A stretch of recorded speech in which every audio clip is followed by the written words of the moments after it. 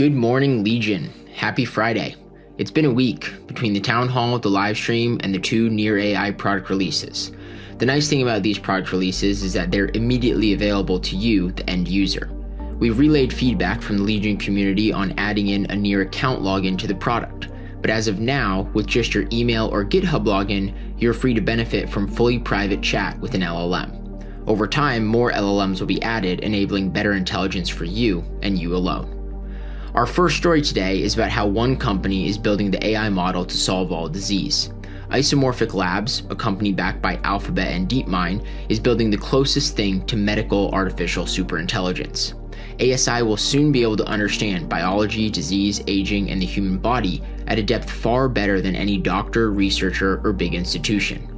Now, when that happens is the million-dollar question, but for now, what we can see is many companies are trying to work towards this vision.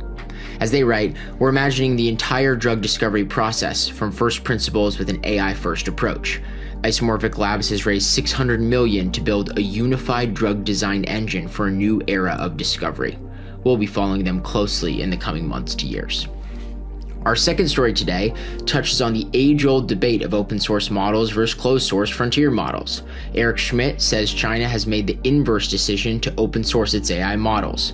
The Chinese approach to reaching ASI is to chip away at highly sophisticated specialized open source models instead of trying to build massively gigantic closed source frontier models.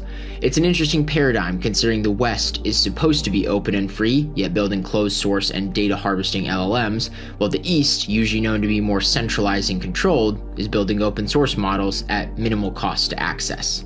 Give the video clip a watch and don't be surprised in the coming 5 to 10 years if hundreds of thousands of new models emerge, tackling even the most minute of use cases. Thanks for tuning in. We'll do this all again real soon.